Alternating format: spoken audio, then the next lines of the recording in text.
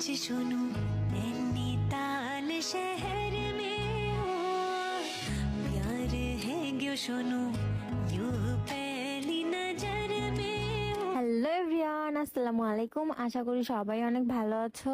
আজকে গুড়ি গুড়ি বৃষ্টির মাঝে আমি আর আমার ছোট ভাই মিলে যাচ্ছিলাম ছোট বোনের শ্বশুর বাসায়। এখন অনেকে জিজ্ঞেস করতে পারো ছোট বোনের বিয়ে হয়ে গেছে, আমার কেন এখনো বিয়ে হয়নি। আসলে ও হচ্ছে আমার চাচাতো বোন। আর কালকে অব্দি আকাশটা অনেক পরিষ্কার ছিল আর অনেক রোদ ছিল, আর আজকে সকাল থেকে এরকম বৃষ্টি শুরু হয়ে গেছে।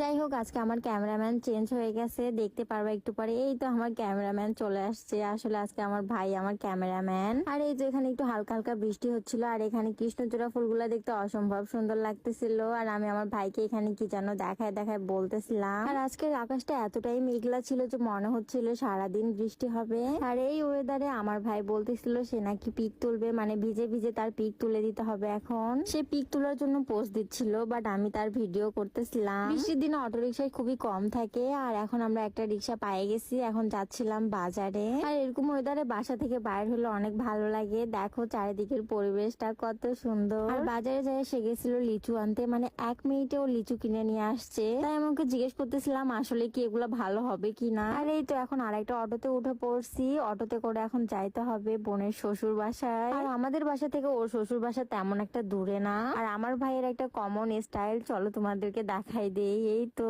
আর এই তো এটা ছিল সৈয়দপুর সরকারি কলেজ। আর তার একটু সামনে যাই ছিল রংধনু পার্ক। আর আজকে বৃষ্টির কারণে রাস্তায় তেমন একটা গাড়ি চলাচল করতেছিল না। আর এই তো কথা বলতে বলতে আমার বোনের শ্বশুর বাসায় চলে আসলাম। ওর শ্বশুর বাসা ছিল গ্রামে। আস্তে নাস্তে এখানে মাথায় একটা বাড়ি খাইছি। আসার কিছুক্ষণ পরে আমাদের নাস্তা দিয়ে দিল, আর আমার ভাই এখানে বসে বসে খাচ্ছিল। নাস্তা করে আমরা একটু বাইরে চলে আসি। আর এখানে আসে অনেক বেশি ভালো লাগতেছিল, চারিদিকে ঠান্ডা ঠান্ডা বাতাস চলতেছিল।